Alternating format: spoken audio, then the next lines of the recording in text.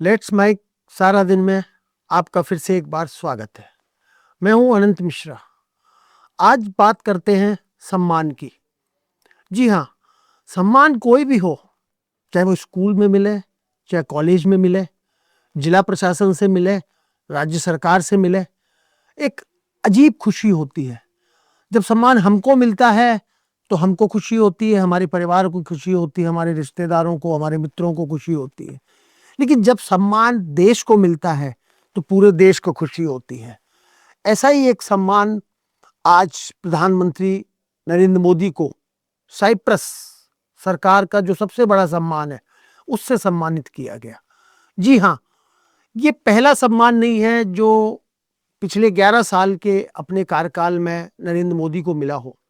इससे पहले दुनिया के तमाम देशों में लगभग 22-23 देश उन्हें अपने देश के जो सर्वोच्च सम्मान है उससे सम्मानित कर चुके हैं।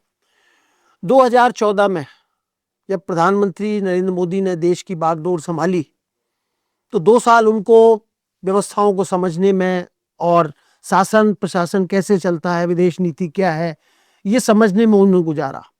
लेकिन सबसे पहले 2016 में जो 56 मुस्लिम राष्ट्र हैं उनमें सबसे जो ताकतवर समझे जाने वाले सऊदी अरब ने अपने राष्ट्रीय सम्मान से सम्मानित किया। और उसी साल अफगानिस्तान जो दशकों के संघर्ष के बाद एकदम बिखर चुका था, नई वहां पे व्यवस्था आई थी, उस अफगानिस्तान ने, जो हमारा पड़ोसी भी है एक तरीके से, उसने प्रधानमंत्री नरेंद्र मोदी को अफगानिस्तान के राष्ट्रीय सम्मान से पुरस्कृत किया। 2018 में फिलिस्तीन प्रधानमंत्री नरेंद्र मोदी गए थे। वही फिलिस्तीन जो इस समय इजराइल के साथ लंबे समय से, पिछले 1.5-2 साल से संघर्ष में उलझा हुआ है, उस फिलिस्तीन में प्रधानमंत्री नरेंद्र मोदी जब 2018 में गए तो फिलिस्तीन की सरकार ने अपना जो राष्ट्रीय सर्वोच्च सम्मान है उससे नरेंद्र मोदी को सम्मानित किया।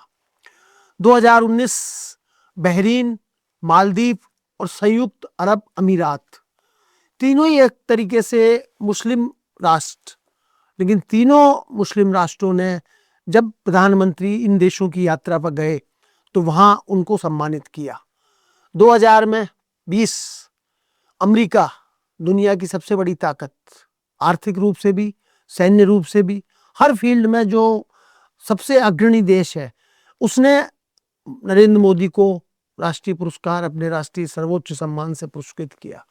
ये वही अमेरिका था जब एक दौर में, जब गुजरात के दंगे हुए थे, उसके बाद नरेंद्र मोदी को उसने वीजा देने से इनकार कर दिया था। 2021 में जब प्रधानमंत्री नरेंद्र मोदी भूटान की यात्रा पर गए तो भूटान ने अपने जो सर्वोच्च सम्मान है उससे नरेंद्र मोदी को सम्मानित किया। 3 साल बाद ग्रीस, फ्रांस, मिस्र, पलाऊ गणराज्य, पापुआ न्यू गिनी और फिजी, इन देशों ने नरेंद्र मोदी को अपने राष्ट्रीय सर्वोच्च जो सम्मान है उससे सम्मानित किया। 2024 में Kuwait, Guyana, Barbados, Nigeria, Dominica और रूस जैसे देशों ने मोदी को अपने सर्वोच्च सम्मान से सम्मानित किया। और आज जो मोदी को साइप्रस में मिला है, और इसी साल लंका और मॉरिशस, इन्होंने भी हमारे देश के प्रधानमंत्री नरेंद्र मोदी को अपने सर्वोच्च सम्मान से सम्मानित किया। तो किसी भी देश को अगर सम्मान मिलता है, और आज जो साइप्रस में नरेंद्र मोदी को सम्मान मिला, उन्होंने साफ कहा कि भारतीय जो सोच है, भारतीय जो आकांक्षाएं हैं, भारत के जो 145 करोड़ लोगों की जो सोच है, जो ताकत है, ये उसका सम्मान है। ये सम्मान नरेंद्र मोदी का नहीं है, ये सम्मान पूरे 145 करोड़ भारतीयों का है। तो सवाल यही उठता है कि जब सम्मान कोई देश को मिलता है तो उसके क्या मायने निकाले जाए। सीधे सीधे उसके अगर हम मायने निकालें तो इससे पहले भी है, चाहे जवाहरलाल नेहरू हो, चाहे इंदिरा गांधी हो, चाहे राजीव गांधी रहे हो, अटल बिहारी वाजपेयी रहे हो, सभी नेताओं को उनके कार्यकलाप, उनकी कार्यशैली और भारत की जो ताकत है उसके लेकर उन प्रधानमंत्रियों को भी सम्मानित किया गया। लेकिन पिछले 2014 से 11 सालों में नरेंद्र मोदी ने देश की जो एक तस्वीर है, जो विदेशों में पहले हमको एक प्रगतिशील देश माना जाता था कि हम प्रगति कर रहे हैं और भारत को तवज्जो मिलती थी निसंदेह, चाहे वो नेहरू हो, चाहे इंदिरा गांधी हो, चाहे वाजपेयी हो, चाहे नरसिम्हा राव हो, चाहे और दूसरे प्रधानमंत्री। लेकिन नरेंद्र मोदी जब से देश के प्रधानमंत्री बने हैं, इन्होंने विदेश नीति में एक नया युग का दौर शुरू किया है। बहुत से ऐसे देश, इजराइल, फिलिस्तीन, रवांडा, मंगोलिया, बहरीन, ये ऐसे 5-6 देश हैं जहां आजादी के 78 साल बाद हमारा कोई प्रधानमंत्री नहीं गया था। नरेंद्र मोदी ने जब कार्यकाल 2014 में संभाला, तब देश को आजाद हुए 67 साल हो चुके थे और अनेक प्रधानमंत्री, 10-11 प्रधानमंत्री इस देश की बागडोर संभाल चुके थे, लेकिन किसी भी प्रधानमंत्री ने इन देशों की यात्रा नहीं की। तो कहने का मतलब है कि आज मोदी जी ने करीब 74 देशों की यात्रा कर चुके हैं इन 14 सालों में। तो लगभग हर साल 7 देशों की यात्रा, और 89 बार उन्होंने यात्राएं की हैं।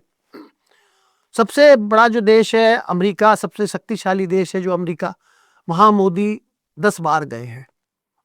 रूस, फ्रांस और संयुक्त अरब अमीरात जैसे देशों की उन्होंने 7-7 बार यात्रा की है। चीन, जिससे हमारे संबंध अभी कटु चल रहे हैं, वहां भी नरेंद्र मोदी 5 बार वहां की यात्रा की है। तो ये यात्राएं दोनों देशों के बीच व्यापारिक संबंध, सांस्कृतिक जो संबंध है उनको बढ़ाने, उनको और मजबूत करने में तो सहायक होती हैं।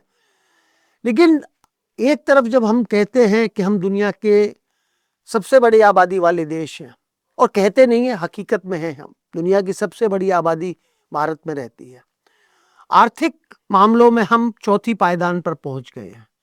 तो जब हम सबसे बड़े देश हैं, आर्थिक मामले में हम जब चौथी ताकत बन चुके हैं, तो हमारा फिर व्यवहार, हमारा नजरिया दुनिया को लेकर उसी तरह का होना चाहिए।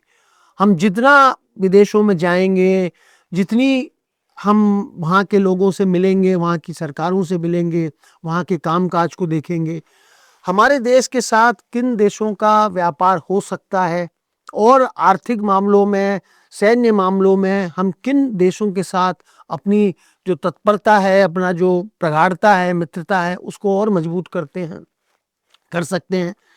जवाहरलाल नेहरू देश के 17 साल प्रधानमंत्री रहे, इंदिरा गांधी लगभग 16 साल प्रधानमंत्री रही, उसके बाद 11 साल से नरेंद्र मोदी प्रधानमंत्री हैं। 10 साल इससे पहले, मोदी से पहले मनमोहन सिंह जी प्रधानमंत्री रहे, 6 साल अटल बिहारी वाजपेयी प्रधानमंत्री रहे, 5-5 साल राजीव गांधी और पीवी नरसिम्हा राव को काम करने का मौका मिला, और 5 प्रधानमंत्री देश में ऐसे भी हुए हैं जिनको 1 साल का भी कार्यकाल पूरा करने का अवसर नहीं मिला। इनमें चरण सिंह है, चंद्रशेखर हैं, विश्वनाथ प्रताप सिंह है, और इंद्र कुमार गुजराल हैं, HD देवेगौड़ा हैं। लगभग 2.25 साल मोरारजी देसाई, जब देश की पहली गैर कांग्रेसी सरकार थी, उसका नेतृत्व किया, और लाल बहादुर शास्त्री, वो भी करीब 1.25 साल, 1 साल 4 महीने देश के प्रधानमंत्री रहे। तो निश्चित रूप से जिसको काम करने का मौका ज़्यादा मिलता है, लंबी पारी खेलने का मौका ज़्यादा मिलता है, और एक बार में जो लगातार, जैसे नेहरू जी थे, वो 17 साल लगातार प्रधानमंत्री रहे, इंदिरा गांधी 16 साल रही, लेकिन पहले वो 66 से 67 तक 11 साल तक प्रधानमंत्री रही, उसके बाद 5 साल वो 80 से 84 तक प्रधानमंत्री रही। तो नेहरू जी को जो 17 साल काम करने का मौका मिला, उनके समकक्ष कई प्रधानमंत्री, कई राष्ट्रपति रहे जो उनके संबंध उनसे रहे। इंदिरा गांधी 2 बार में रही 16 साल, मनमोहन सिंह जी निश्चित रूप से 10 साल प्रधानमंत्री रहे, वो भी लगातार प्रधानमंत्री रहे, और उन्होंने भी अनेक देशों की यात्राएं की, और भारत के जो संबंध हैं और मजबूत करने में उसमें उन्होंने योगदान दिया। लेकिन बात जब नरेंद्र मोदी की आज होती है, तो निश्चित रूप से, जैसे मैंने बताया आपको, इजराइल, फिलिस्तीन, रवांडा, मंगोलिया, बहरीन, ये ऐसे देश थे जहां इससे पहले कोई प्रधानमंत्री नहीं गया था। इजराइल, फिलिस्तीन आज दुनिया में सबसे चर्चित देश है, लेकिन प्रधानमंत्री मोदी जब 18 और 19 में इन देशों की यात्रा पे गए, तो निश्चित रूप से जो एक दूरियां होती हैं, जब कोई हमारा प्रधानमंत्री नहीं जाता है वहां पे, तो वहां का भी प्रधानमंत्री नहीं आता, आने का जाना जिसको कहते हैं। जब से ये यात्राएं शुरू हुई हैं तब से भारत की छवि में एक जो निरंतर सुधार आ रहा है, वो इस बात का प्रतीक है कि हम दुनिया में एक ऐसी ताकत बनते जा रहे हैं जो आर्थिक रूप से भी एक सुदृढ़ व्यवस्था की तरफ इशारा करती है। और जो दुनिया के दूसरे मामले हैं, आपको याद होगा रूस और यूक्रेन के बीच जब युद्ध चल रहा था और भयावह स्थिति थी दुनिया में, वहां रहने वाले लोग बहुत परेशान थे कि वो शायद उन पे भी हमला हो जाए, वो बचेंगे कि नहीं बचेंगे। लेकिन प्रधानमंत्री ने यूक्रेन के जो राष्ट्रपति है जेलेंस्की, उनसे बात की और 1 घंटे के लिए रशिया ने भी, रूस ने भी युद्ध रोका ताकि हम अपने विद्यार्थियों को, अपने छात्रों को वहां से निकाल सकें। तो ये जो प्रसंग है, ये इस बात का द्योतक है कि हमारी सरकार, जो अभी हमारा नेतृत्व है, हमारी देश की जो प्रधानमंत्री है, वो अपने तरीके से देश को आगे ले जाने के लिए विदेशों की यात्राएं कर रहे हैं। हमारा सबसे पड़ोस में जो है पाकिस्तान प्रधानमंत्री एक बार गए हैं 11 साल में, और संबंध भी ऐसे नहीं है। तो जब से प्रधानमंत्री बने या उससे पहले भी जो देश के प्रधानमंत्री रहे हैं, वो पाकिस्तान बहुत कम मौके ऐसे आए हैं कि जब गए हों प्रधानमंत्री। तो निश्चित रूप से वो एक बार गए हैं। और आपके बांग्लादेश जो है, बांग्लादेश भी प्रधानमंत्री 2 बार गए हैं। लेकिन जो आज के सम्मान की बात है, उसमें महत्वपूर्ण चीज ये है कि मोदी को जो 14 साल में सम्मान, 11 साल में जो 23 सम्मान मिले हैं, उनमें दुनिया के सबसे बड़ी शक्ति अमेरिका का सम्मान भी है, रूस का सम्मान भी है, उसमें फ्रांस का भी सम्मान है, और तमाम ऐसे संयुक्त सऊदी अरब जैसे या और मुस्लिम देश हैं जो, जिनके बारे में भारत की विदेशों में एक छवि, एक वर्ग बनाता है विदेशों में कि साहब यहाँ हिंदुत्व की सरकार है, हिंदूवादी चेहरा है मोदी। लेकिन बावजूद इसके प्रधानमंत्री नरेंद्र मोदी को मुस्लिम राष्ट्रों का भी सम्मान मिला है। तो ये आने वाले दिनों के लिए हमारी, ठीक है, आज भारत पाकिस्तान के बीच किसी मुद्दे को लेकर अगर टकराहट हो गई, इसका मतलब ये नहीं कि हमारे जो संबंध बाकी देशों से हैं वो खराब हैं। अगर हम इजराइल जाते हैं प्रधानमंत्री और उसके बाद में फिर वो फिलिस्तीन जाते हैं, इससे पहले के प्रधानमंत्री नहीं जाते थे, शायद ये समझते थे कि अगर हम इजराइल जाएंगे तो फिलिस्तीन नाराज हो जाएगा, फिलिस्तीन जाएंगे तो इजराइल नाराज हो जाएगा। लेकिन प्रधानमंत्री ने 2 साल में इन दोनों देशों की यात्राएं की।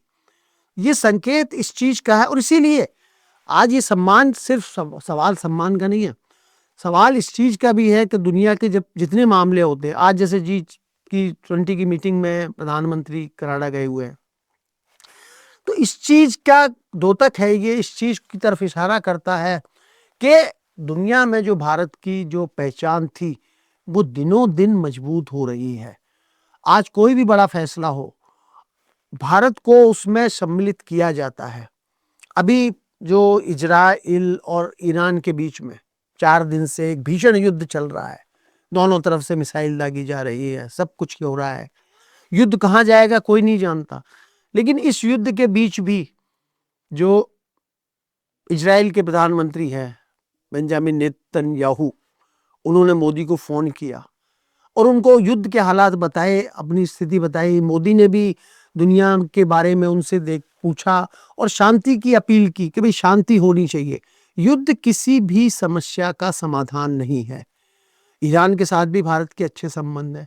तो देखना ये होगा कि ये जो सम्मान देश में को मिल रहे हैं, देश के 145 करोड़ लोगों को जो ये सम्मानित किया जा रहा है, ये प्रगति का जो सफर है ये आगे कहाँ तक जाएगा। बहुत से, नरेंद्र मोदी ने जब 2014 में अपनी बागडोर संभाली देश की, तो बहुत से ऐसे राष्ट्र हैं जहां 20-20, 30-30 साल से देश का कोई प्रधानमंत्री नहीं गया था। साइप्रस जहां आज मोदी थे, वहां भी 20 साल से हमारा कोई प्रधानमंत्री नहीं गया था। स्वीडन 1983 में शायद इंदिरा गांधी वहां पे गई थी, उसके बाद 2017-18 तक देश का कोई प्रधानमंत्री नहीं गया। मतलब 40-40 साल तक ऑस्ट्रिया है, साइप्रस है, जॉर्डन है, स्वीडन है, फिजी है, ऐसे कई राष्ट्र हैं जहां मोदी के सत्ता संभालने से 20 साल, 25 साल, 30 साल पहले तक कोई प्रधानमंत्री नहीं गया था। तो देश का जो नेतृत्व है अगर दूसरी राज्यों में, दूसरे देशों में जाता है, और ये जाना चाहिए। मैं तो मानता हूं कि इतने बड़े जब हम देश हैं तो हमको अपनी पहचान दुनिया के सामने बताने के लिए, समझौते करने के लिए, जब सवाल इस चीज का नहीं है कि भारत उसमें चौधराहट करे। विदेश यात्रा का मतलब ये नहीं कि हम संपर्क बनाए तो अपनी चौधराहट के नहीं, हम सबसे बड़े देश हैं और अब हम चौथी अर्थव्यवस्था बन गए हैं और 2-3 साल में हम जर्मनी को पीछे छोड़कर तीसरी अर्थव्यवस्था बनने वाले हैं। सवाल इस चीज का नहीं है। सवाल इस चीज का है कि जो सम्मान हमको मिल रहा है ये पूरे देश का सम्मान है, किसी एक सरकार, किसी एक पार्टी या किसी प्रधानमंत्री का सम्मान नहीं है। तो ये जो सम्मान की चर्चा आज हमने की, इसके मायने यही हैं कि दुनिया के 200 से जो अधिक देश हैं उसमें सब अपनी अपनी ताकत दिखाने में लगे हैं। कोई आर्थिक ताकत है, कोई सैन्य ताकत है, कोई सांस्कृतिक क्षेत्र में आगे है, कोई खेलों की अलग ताकत है। भारत अनेक क्षेत्र में अभी आज़ादी के 78 साल, क्योंकि अमेरिका जैसे देश 1776 में आज़ाद हुए, बहुत से, भारत अभी बहुत समय नहीं हुआ है उसको, तो सफलता की सीढ़ियाँ भारत धीरे धीरे चढ़ रहा है। लेकिन ये जो सम्मान मिले हैं और ये सम्मान आगे भी देश को मिलते रहेंगे, तो इन सम्मान के महत्व को हम भी समझें। और जो भारत के प्रधानमंत्री ने 145 करोड़ जनता को ये सम्मान समर्पित किए हैं, आज का भी और उससे पहले भी मिले, तो इस सम्मान हम सबका सम्मान है और ये सम्मान देश का आगे बढ़ता रहे। इसके लिए हमें जाति, धर्म, राजनीतिक विचारधारा, इनसे ऊपर उठकर अगर हम काम करें तो निश्चित रूप से सम्मान देश के लिए गौरव का विषय साबित होगा। धन्यवाद। आप सुन रहे थे let's mike more than radio. Follow कीजिए हमें हमारे सोशल मीडिया प्लेटफॉर्म्स पर। It's time for news. It's time for More Than Radio. Presenting the first radio news app, Let's Mic. Let's Mic, a news-based app on your phone where you get to watch and listen news, talk shows, interviews, radio show podcasts. On Let's Mic, you get all relevant information of TV, print, radio, podcast, and digital. Let's Mic talks about every segment of life.